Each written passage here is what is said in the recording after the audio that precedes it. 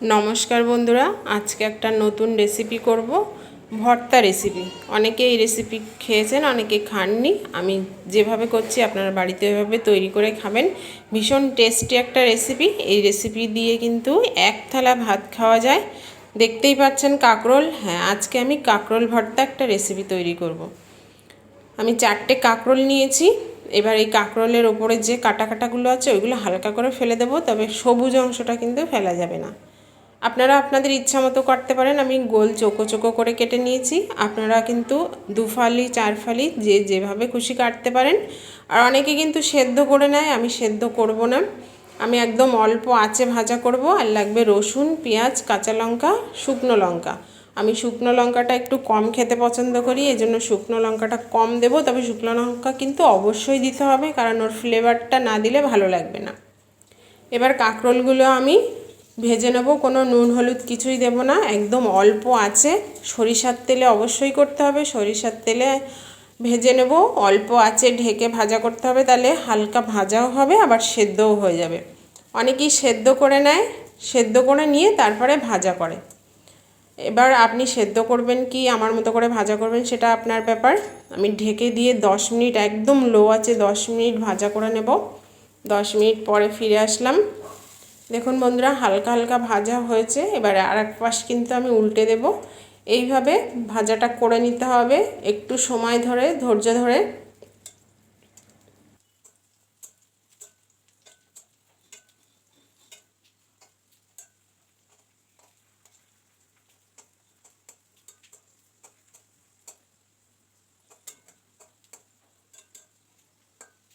সব কাঁকরোল উল্টানো হয়ে গেছে। আমি আবারও ঢেকে দেব 10 মিনিট। 10 মিনিট পরে আপনাদের দেখাচ্ছি। দেখুন বন্ধুরা, কাঁকরোলগুলো কিন্তু সেদ্ধও হয়ে গেছে, ভাজাও হয়ে গেছে। দেখেই বুঝতে পারছেন আপনারা সেদ্ধ হয়ে গেছে। দেখুন আপনাদের দেখিয়ে দিচ্ছি খুন্তি দিয়ে চেপে চেপে। কাঁকরোলটা এবার আমরা নামিয়ে নেব, ভাজা হয়ে গেছে।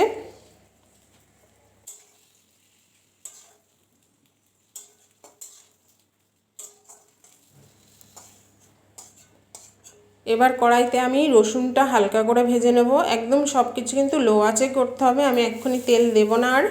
রসুনটা হালকা আঁচে ভেজে নেব, তাহলে রসুনটা সেদ্ধও হয়ে যাবে, হালকা ভাজাও হয়ে যাবে।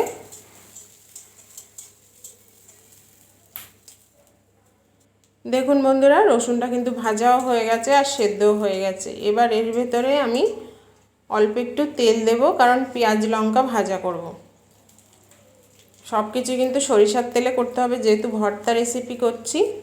এবার দিয়ে দেবো পেঁয়াজ কুচি আর দিয়ে দেবো কাঁচা লঙ্কা। কাঁচা লঙ্কাটা আমি বেশি দেবো, আগেই বলেছি, কারণ কাঁচা লঙ্কাটা আমরা বেশিই খাই আর কাঁচা লঙ্কার ফ্লেভারটাও কিন্তু সুন্দর লাগে।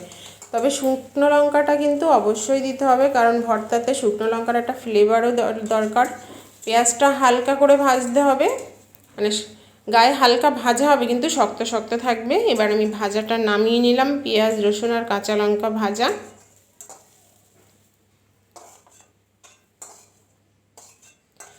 এবার কড়াইতে অল্প একটু তেল দিলাম। তেল দিয়ে আমি শুকনো লঙ্কা ভাজা করে নেব। শুকনো লঙ্কাটা খুব ভালো করে ভাজা করতে হবে, যাতে ওর ভেতরটাও ভাজা হয়ে যায়, ভেতরের যে দানাগুলো থাকে সেটাও যাতে ভালো করে ভাজা হয়, সেইভাবে ভাজতে হবে। দেখুন বন্ধুরা, শুকনো লঙ্কা কিন্তু ভাজা হয়ে গেছে। আমি উঠিয়ে সব কিছু ঠান্ডা করে নেব। শুকনো লঙ্কাটা উঠিয়ে নিলাম। এবার সব কিছু ঠান্ডা করে নিতে হবে, কারণ গরম তো মাখানো সম্ভব নয়। দেখুন সব কিছু কিন্তু হালকা হালকা ভাজা করে নেওয়া। ঠান্ডা হয়ে গেছে। এবার আমি ভর্তাটা মাখিয়ে নেব। এবার এখানে একটা ব্যাপার আছে যে কাঁকরোলের বিচি খেতে কেউ যদি পছন্দ করে বিচিটা রাখতে পারে, আবার কেউ যদি খেতে না পছন্দ করে ফেলে দিতে পারে। আমার এর ভিতরে কিছু শক্ত বিচি আছে, আমি সেইগুলো ফেলে দিচ্ছি। কাঁকরোলের বিচিগুলো অনেকটাই শক্ত হয়ে গেছে। এবার শুকনো লঙ্কাটা মাখিয়ে নেব। তবে শুকনো লঙ্কা দেখুন শুধু শুধু মাখালে কিন্তু তাড়াতাড়ি ভাঙতে চায় না। এর ভেতরে একটু নুন দিয়ে নেবেন, তাড়াতাড়ি ভেঙে যাবে বা তাড়াতাড়ি মাখানো হয়ে যাবে। দেখুন তাড়াতাড়ি কিন্তু ভেঙে যাচ্ছে।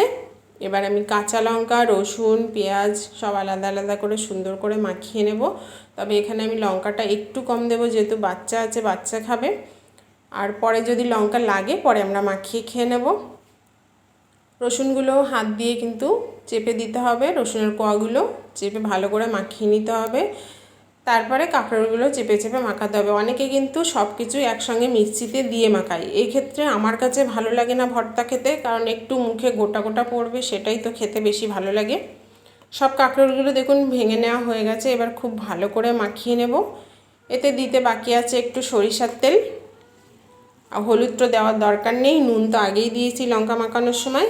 সরিষার তেল দিয়ে খুব ভালো করে মাখিয়ে নিলাম। ভর্তা কিন্তু একদম রেডি। আপনারা বাড়িতে তৈরি করে অবশ্যই জানাবেন আমাকে কেমন লাগলো।